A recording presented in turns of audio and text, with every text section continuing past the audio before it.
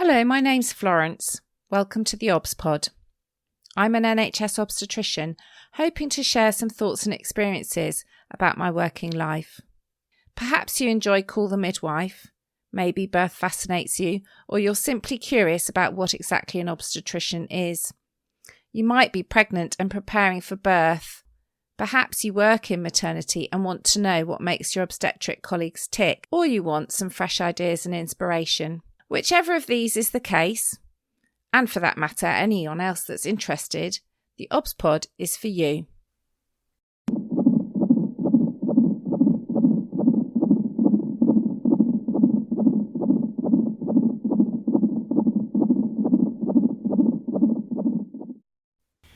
Episode 180, Mama Academy, a chat with Heidi.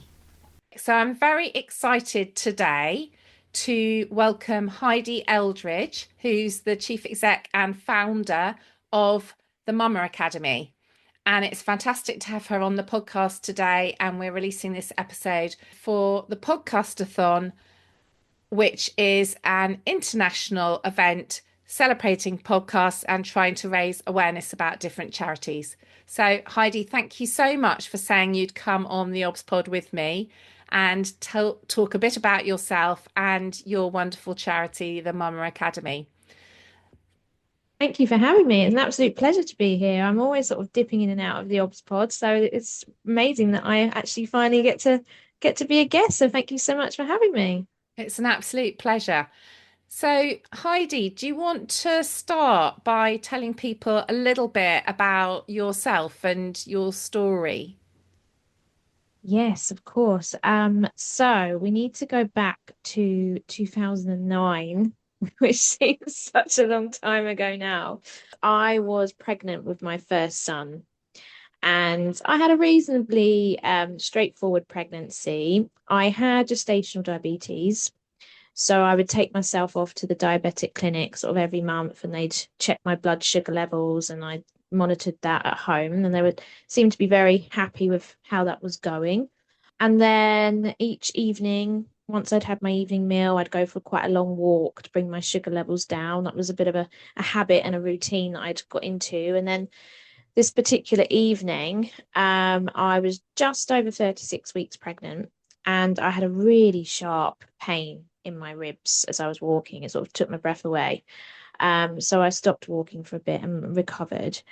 But rather than thinking anything of it and thought of reporting it and going to be assessed and be checked out, I just carried on with my evening.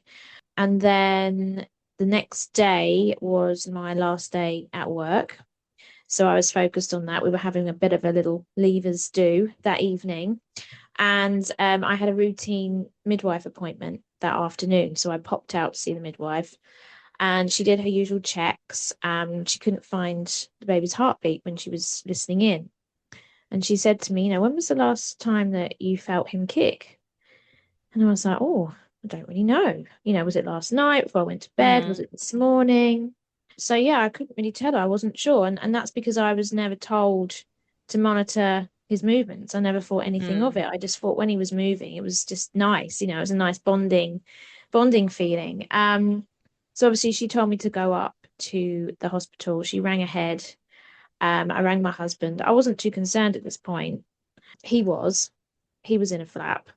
And I just kept talking about the works due. I was like, oh, but later. Right. And he's like, well, let's see the sonographer first. So yeah, I got to the hospital. They were waiting for me. The sonographer came and scanned me. And yeah, our world just completely shattered. And since that point when they said, I'm really sorry he's gone, life has been completely transformative. It was never the same again. So that shock and devastation you never quite get over. I remember stretching my eyelids out, just thinking, I'm gonna wake up from this nightmare in a minute. This isn't happening. Right. So yeah, so obviously we had to tell our friends and family, and it was just a real process of life without your child. Yeah. All the ifs and maybes and all the dreams that you had, that you thought you were going to bring the baby home and put him in his nursery and take him to toddler group with all your other friends. That never happened. So I was told at the time it was just one of those things. Nothing could have been done to prevent his death. But once I started to do some research, that's when I was shocked at the UK statistics. Mm. Back then they were really high. They were really high. Over 5,000 babies a year were dying. And I thought, he can't be the only one. And once I started going to bereavement support groups and meeting other parents that have been through something similar, there was a real similar theme and a real sort of similar pattern that was happening. Mm. And parents felt, oh, what if I'd been told this? And what if I'd been told that? And then I would Mm. have gone in to be checked sooner, and they might have been able to deliver the baby sooner. Yeah. And so, yeah, I just didn't want Aidan to be another statistic, I Mm. suppose. I just thought, right, what can I do about this? So that's when I started to do some work in my local hospital, which was St. Peter's in Surrey. And we decided that, maybe we could get some information out to pregnant women, Mm. safer pregnancy messages. And it kind of spiraled from there, really. So that's obviously the reason why I started up the charity, because I wanted to make a difference. I didn't Yes. want to see other families going through what I had unnecessarily. It's such a kind of deeply personal reason, but motivates you to do such tremendously important work. So I'm sure, like, Aidan's name really lives on through the work you've done subsequently. That must be a really nice sort of legacy feeling, do you think? Yeah, it is. It is. I think to begin with, it was my way of being a mother. It was my way of doing something, because Yeah. I couldn't feed him, I couldn't change his nappy. And so this kept me active. And my real sort of goal at the time when he died was to have another baby. I Mm. wanted to have that family that I'd desired. And so I really focused on trying to have another baby. After Aidan, I had a miscarriage at 9 weeks. Mm. And then I had my son, Tobiah. And then after him, I had an ectopic pregnancy. And then I was fortunate enough to have my daughter. Mm. So, so that was it. After that, it was like, okay, that's it now. We've got one of each. I was very, very fortunate to have her after the ectopic. So when I was pregnant with her, that's when I had the strength, I suppose, to actually start Right. a national charity. So Yes. that's when it really, really started. I suppose all the research was whilst I was sort of bringing up my son, and as soon as I Yes. was pregnant with my daughter, I was like, right, okay, now is the time to start something. So yeah, so when I started to raise some funds, and I started up a website to raise awareness of different conditions in pregnancy, it was that time that the Perinatal Institute had just started their GAP program to Mm. detect growth restricted babies.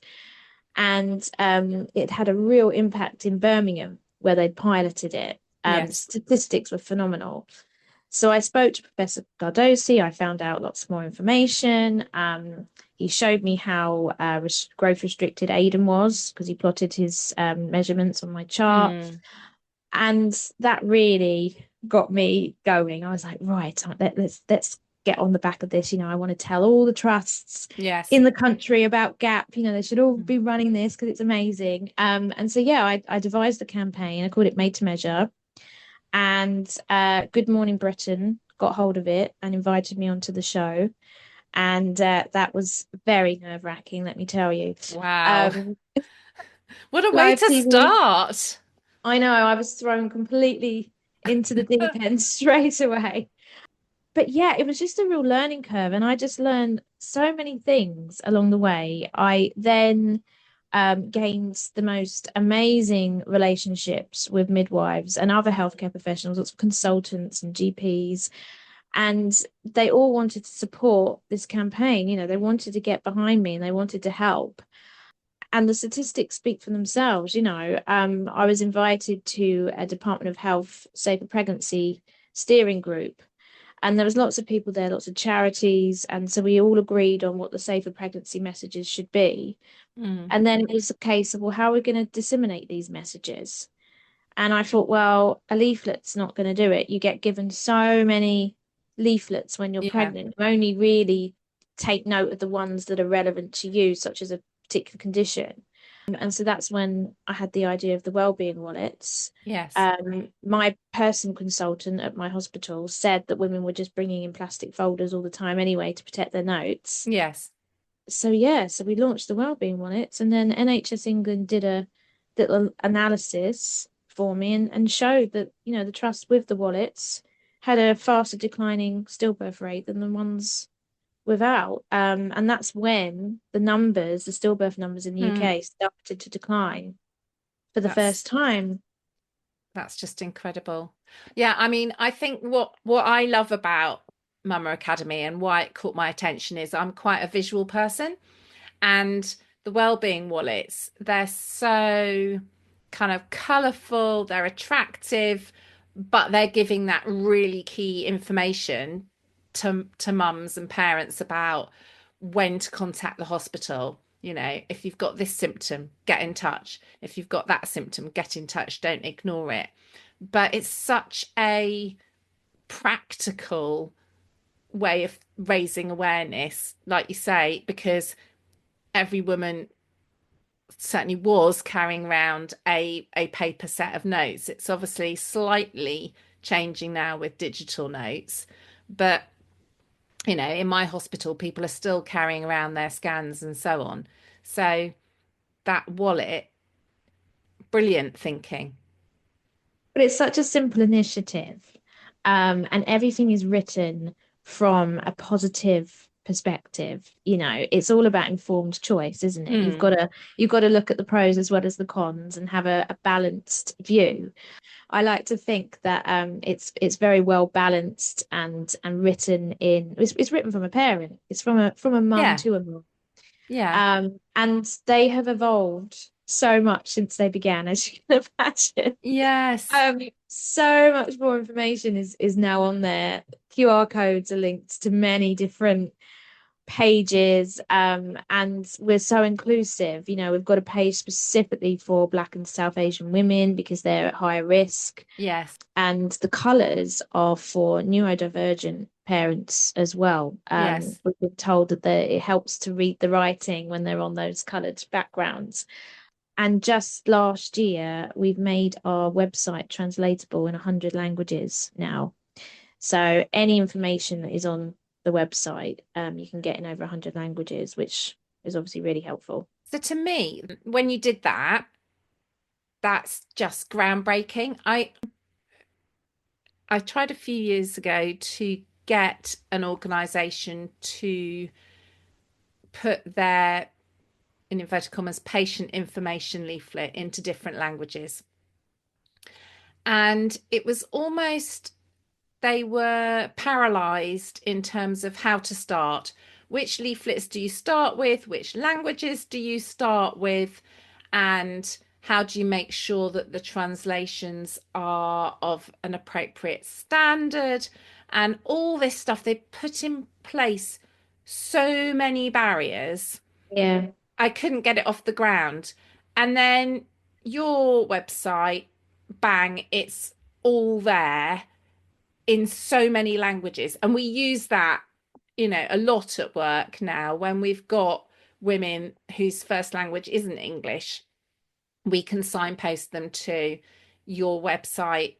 They're in their own language, the right information that we know is that good quality information, but translated. So I don't know how you achieve that. You make it look easy. Certainly wasn't easy, but I always say, Rome wasn't built in a day, and Mm, you can't help absolutely everybody in an instant. we don't have a magic wand. Yeah. But we want to start somewhere. And so obviously we started with our information in English. Mm. And that helps us know what the information is, because I can only read English. Yeah. And then you start with one language at a time, basically. So, okay, yes, we're not appealing to everybody. We're only helping, women that speak Romanian, for example, or women that speak Ukrainian, for example. But at least we are helping them. And Mm. then you move on to the next one, and then you move on to the next one, and you build it up. And I think technology these days is moving at the rate of knots. We've got Yes. all this AI now. Okay, so the standard might not be 100% accurate, but even if it's 90% accurate, you're still going to help 90% of people. Mm. And so you've got to start somewhere, and it's constantly improving. And as it improves, we just update, we update, and we update. Yes. Um, I couldn't have started the website with what it is now. There's so much Mm. information on there. Yes. I had to start it off with, one piece of information, and Yeah. another week you add more and you add more, and that's how it works. And we're constantly working with the healthcare professionals and midwives. They're the ones that drive our work. So when Mm. they say, oh, we've got a really high population of, I mean, at the moment we're focusing on migrants and asylum seekers, for example. So Mm. we're going to set up a focus group. We're going to work with the organisations that specialise in those communities, and we're going to do a big piece of work and make some resources for them. Yeah. So yeah, if people come to us and say, oh, really need this particular resource in Urdu, for example, then we'll work on it. That's no Yes. problem. So yeah, I don't want people looking at our work and our website thinking, oh, but that's missing. Just tell us Yeah. and we'll work on it. We've got an awareness video with British Sign Language on, because we recognise that's a need. Yes. So whatever people need and what they want, please just get in touch and let us know, and we'll work with you on something that's suitable. That's such a brilliant offer. I think that kind of reminds me of, so one of the things I became aware of is I'm the link consultant for our home birth team. And I know that you did an absolutely transformational piece of work in terms of the ambulance calling card. And that's something that possibly parents don't see or understand, but has incredible impact. So, and I can imagine that that came about from midwives saying to you, we're at a home birth, we ring for an ambulance, and the ambulance control have a very specific algorithm to go through, and Yeah. it's aimed at not pregnancy. So it's obviously ABC, airway, breathing, circulation in kind of normal Yeah. resuscitation measures. And therefore, if a woman is, she can breathe, she can talk, and her heart is going and she's got a blood pressure, she's going to be low down the algorithm, even though she may have a life-threatening condition to either her or her baby or both of them. And so having that ambulance calling card that tells the midwives exactly what to say, and telling the ambulance dispatcher exactly what those words mean, and therefore what category, what urgency of ambulance to send to that situation, is again very practical, but unbelievably sort of important in enabling those two groups to actually communicate effectively in a way that hopefully saves lives. That's exactly what happened. That's exactly what happened.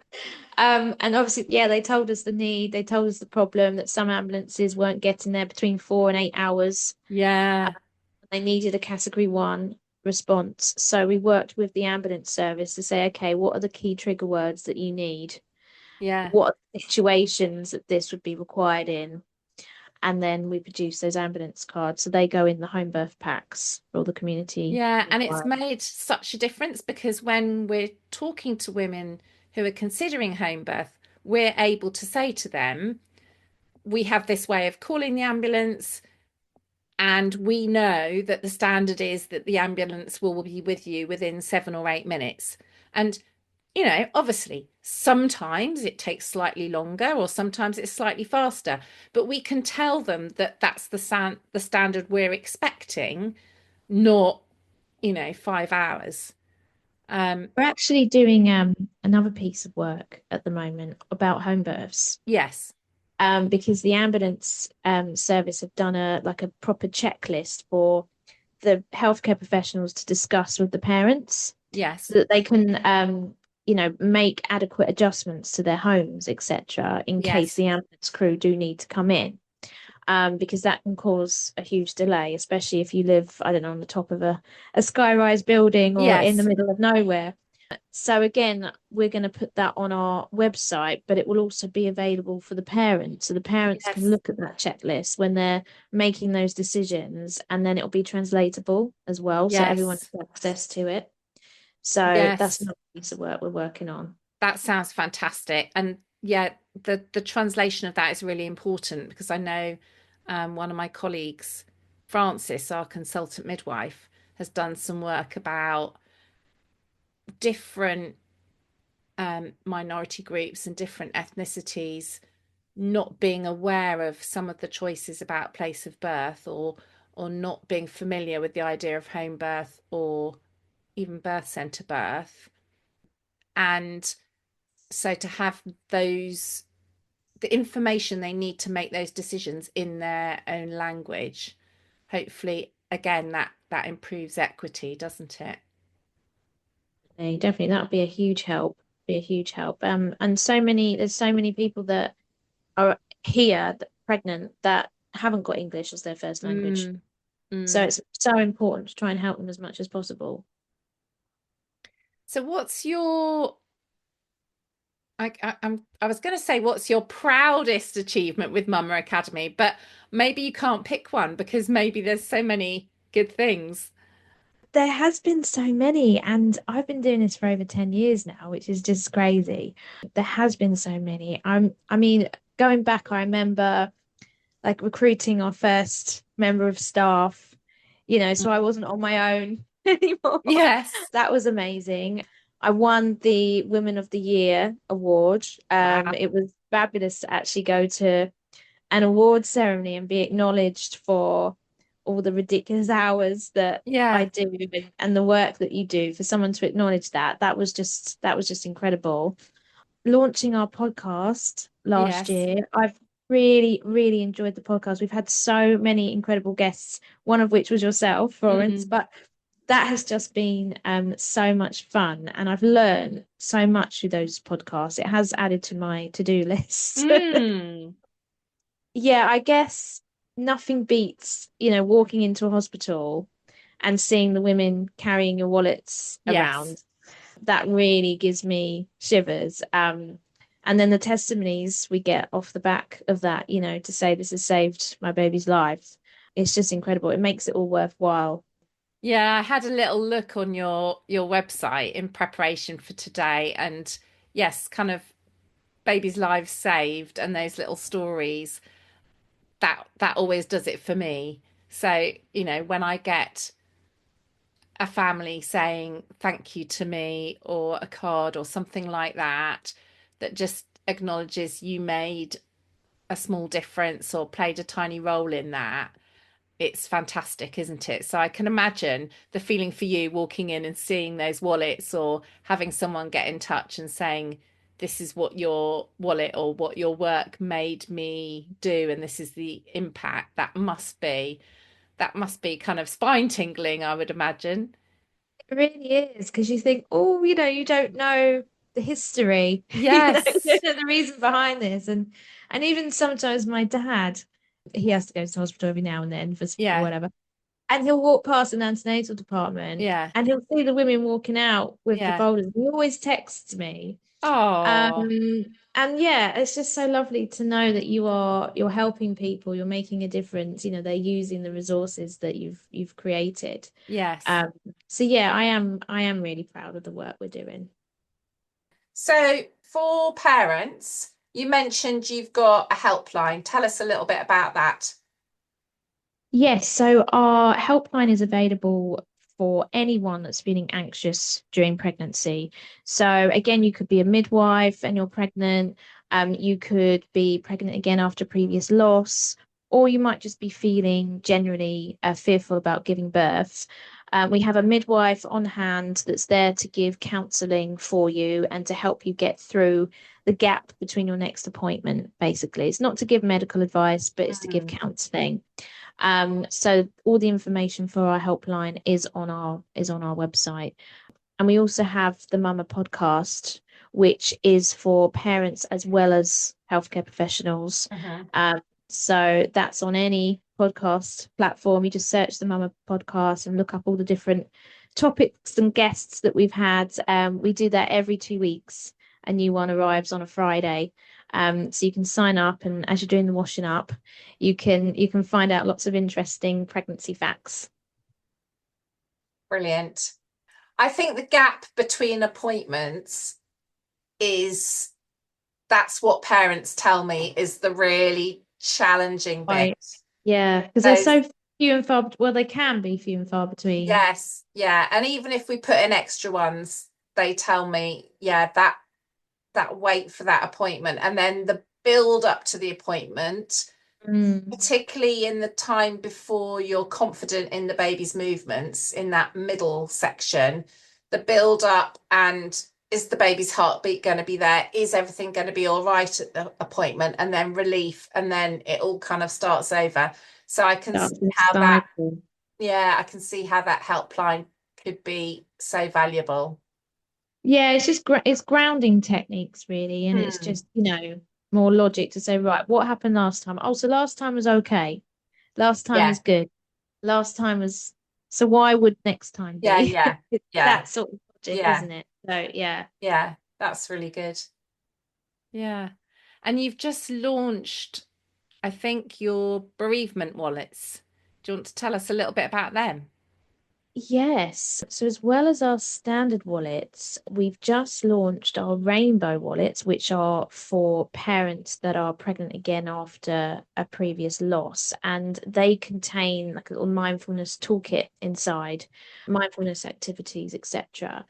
But yes, we've also launched the memory wallet as well. So the memory wallets are for any gestational loss. So they're to be given to the parents as soon as they find out they've had a loss. Mm. So that could be in any setting. It could be the sonographer department, it could be labour ward, it could be the EPU, but there's lots of helpful information on there. And we had a really big steering group of lots of groups and midwives and bereaved parents that helped put that together. Mm. Off the back of that, you've got a maternity directory on our website under the resources section, so you can find your local maternal health department.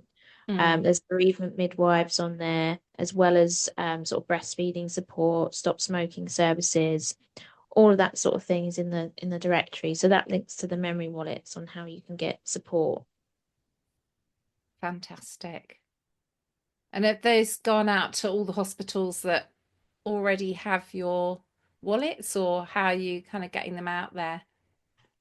So we had a webinar, and there was over 200 professionals that came to the webinar, which is absolutely fantastic.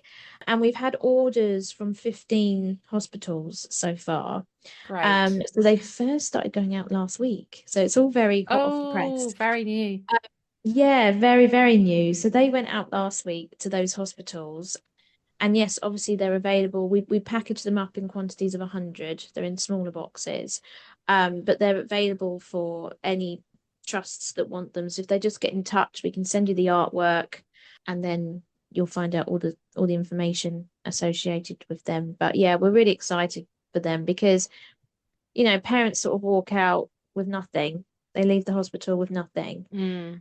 And you need that lifeline of where to start. Yeah. And so the memory wallet really helps to guide you where to start, how to tell others is on there. Yeah. Um, and then all the information about memory making, funeral options if you're at that stage, even how to return to work. There's a link Mm. to that as well. So hopefully they'll act as a lifeline for those parents. Yeah. And obviously, a lot of the work you have done is kind of based on NHS maternity care because you're UK based. I know some of my listeners of the podcast are in other countries. Do you have resources going off to other countries at all, or are you mainly UK at the moment? We're mainly UK at the moment, but that said, we are very, very open to suggestions. I've just come back from Dubai, for instance, Mm, and I've left some wallets out there of course. because, of course, because again, I've got the ability to translate into any language. Yes. Dubai is multicultural with so many languages spoken there. It's primarily English. Mm, But yes, we're looking at helping America because America has got a really high stillbirth rate, just like the UK yes. has. So we're happy to go out into America. We're happy to go anywhere in Europe. Mm. Um, so yes, if people get in touch, we can look into that and see how we would make that happen logistically. Yeah, I know I've definitely got listeners in Australia as well. Yeah, as well as a few across Europe and other places. We can go down under. That's Ireland not as a problem. well. Yeah, Marvelous. Ireland. Why not? Why not? Yeah. Yeah. You're so inspiring, Heidi. It's incredible. So we've talked a lot about wallets for women with digital notes, parents with digital notes. Tell us what the alternative to the pregnancy wallet is. So that is called a pregnancy passport. And the passport is for digital trust. It's a lot smaller than the wallet because you don't have to put the big handheld notes inside. Mm, And in the inside cover is where you would write essential medical information. And this is in case the parent has to transfer to another trust at any time. They might be on holiday, they might have to access care elsewhere. And usually their notes can't be accessed because that trust has a different system or hasn't gone digital yet. So by writing the details in there, you know the essential information for them. So that's the main aim of the pregnancy passports.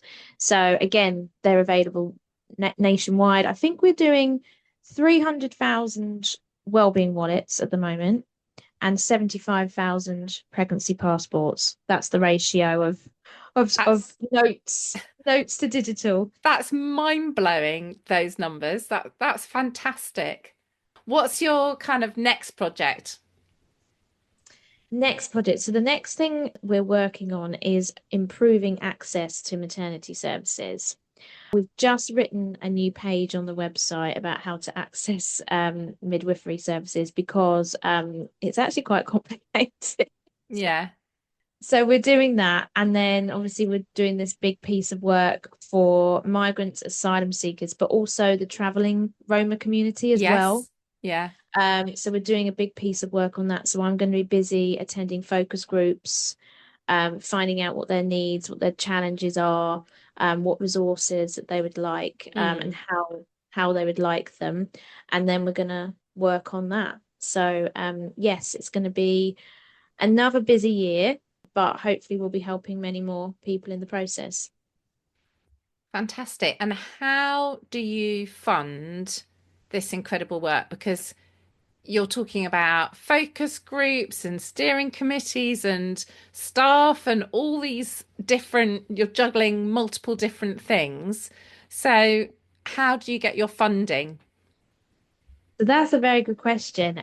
So it's through supporters. Mm, So if anyone's feeling inspired to do any challenge at all, it doesn't have to be running. mm, It could be any challenge. It could be getting people to dress up at work, a cake sale, anything like that. It's community fundraising. mm, And we also are very blessed at the moment to be having a grant from the National Lottery Communities Fund. right. They've been very generous and they're helping us with a lot of our work.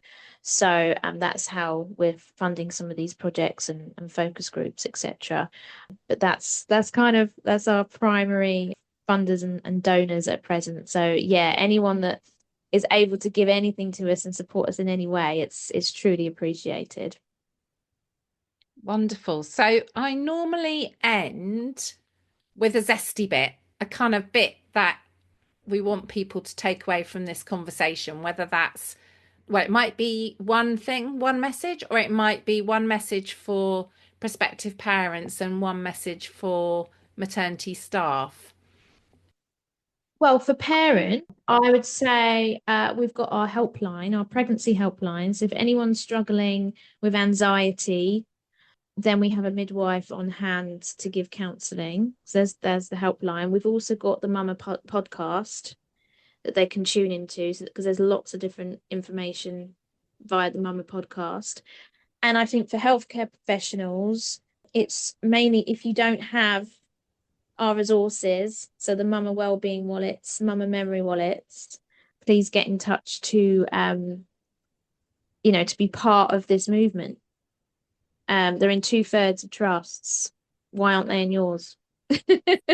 I was literally going to say, yes, if you haven't got the Mama Academy wallets, why not? Yeah, exactly. We've also got the pregnancy passports for the digital trusts as well. Yes. So Yeah. if they are digital, it's worth saying that if they are digital, they should have a pregnancy passport, because it's the same as a wallet. So if anyone hasn't got one, why not? Absolutely. Join in the movement, please. Contact me and we can get you to be part of this goal, this mission to reduce stillbirths. Excellent. Wonderful. Well, thank you so much. Oh, it's been a pleasure. It's been a pleasure. I've really enjoyed it. It's been really lovely to talk to you and hear more detail about everything you're getting up to. So that was a fabulous conversation with Heidi. And if you're listening to this at any point, but especially if you're listening as part of the podcasthon, I'd really love you to spread the word, both about the Mama Academy, such a wonderful charity, but also about the OBSPod podcast. And better still, perhaps support the charity with a donation. I will put a link to their website in the show notes. I very much hope you found this episode of the OBSPod interesting. If you have, it'd be fantastic if you could subscribe, rate and review on whatever platform you find your podcasts, as well as recommending the OBSPod to anyone you think might find it interesting. There's also tons of episodes to explore in my back catalogue, from clinical topics, my career and journey as an obstetrician, and life in the NHS more generally. I'd like to assure women I care for that I take confidentiality very seriously and take great care not to use any patient identifiable information unless I have expressly asked the permission of the person involved, on that rare occasion when it's been absolutely necessary. If you found this episode interesting and want to explore the subject a little more deeply, don't forget to take a look at the programme notes, where I've attached some links. If you want to get in touch to suggest topics for future episodes, you can find me at the OBSPod on Twitter and Instagram, and you can email me theobspod@gmail.com. Finally, it's very important to me to keep the OBSPod free and accessible to as many people as possible, but it does cost me a very small amount to keep it going and keep it live on the internet. So if you've enjoyed my episodes and by chance you do have a tiny bit to spare, you can now contribute to keep the podcast going and keep it free via my link to buy me a coffee. Don't feel under any obligation, but if you'd like to contribute, you now can. Thank you for listening.